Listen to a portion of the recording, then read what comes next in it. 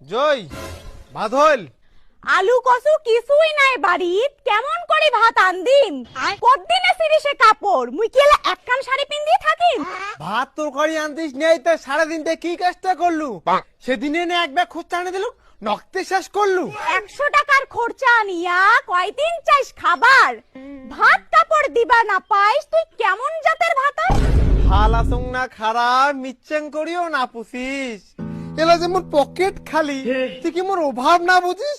ওভাবে যেদিন স্বভাব নষ্ট হবে সেদিন বুঝিব তুই ভাত কাপড় দিবা না পাইলে অন্য ভাতার ধরিম মুই